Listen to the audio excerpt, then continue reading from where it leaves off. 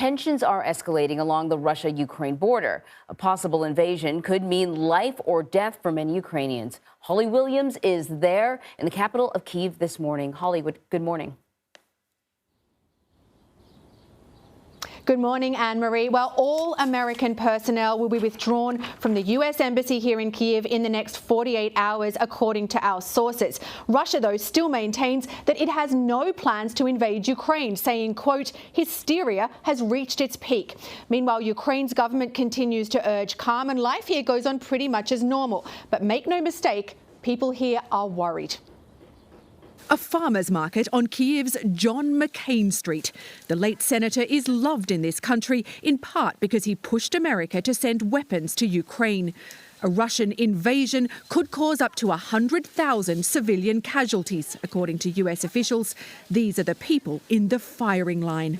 We just live in the moment, and that's all. Alina Kumbachsia is a fitness instructor who says nearly 8 years of Russian aggression has made Ukrainians immune to panic. We don't know what will be because this is not our decisions, and we don't want war. Ukraine is now close to being encircled by Russian forces. And there's fear these intimidating military drills are a prelude to the Russians moving in.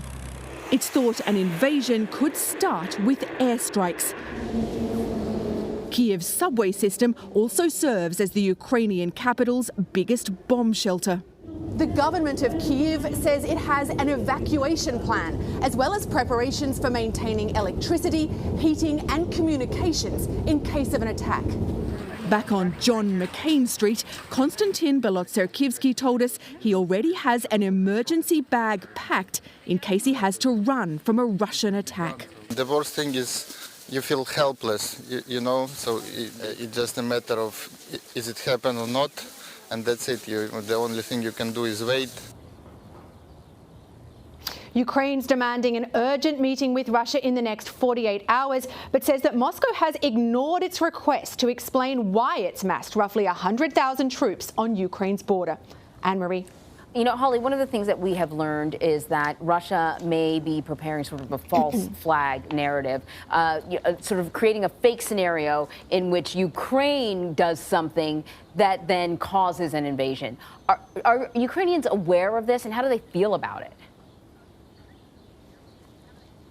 Yeah, so Anne-Marie, this is a fear that's been expressed both by the US government and the Ukrainian authorities, this idea that Russia could stage some kind of violent incident as a pretext, as an excuse, as a justification to moving into Ukraine.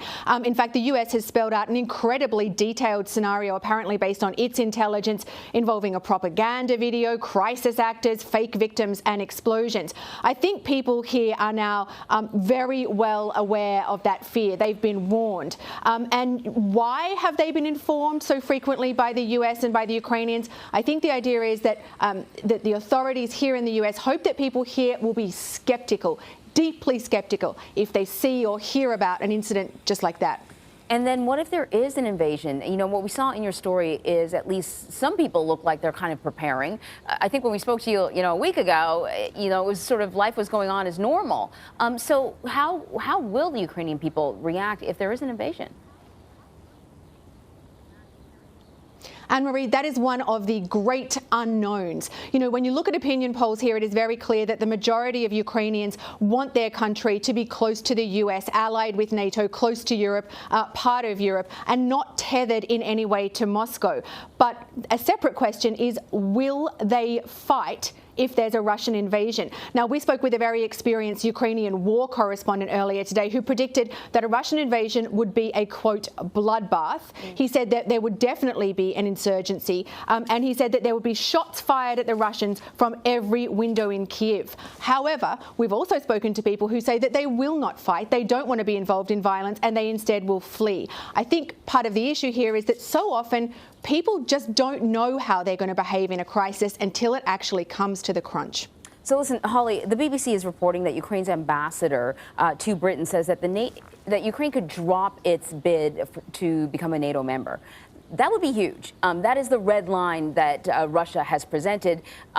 So what is this? I mean, what are we to make of this announcement? And what are we to make of this announcement? And is this Ukraine folding? So it would be huge, as you just said, and the BBC carried this report. However, since then, the Ukrainian ambassador to the BBC has appeared again on television, really walking back that apparent statement that he made. And it seems pretty clear that Ukraine has not changed its official position. It wants to be a member of NATO. But to be clear, the whole issue of NATO and NATO membership is at the heart of this crisis. So Vladimir Putin appears to be fearful of NATO. He accuses NATO of aggression. That's despite the fact that his country is the one that's already invaded Ukraine and that now has roughly 100,000 troops massed on its border. Ukraine wants NATO membership desperately, in large part for its own protection. And Russia is demanding a ban on Ukraine ever joining NATO. And that's something that's been rejected out of hand by the US and its allies. All right, Holly Williams in Kyiv. Thank you, Holly.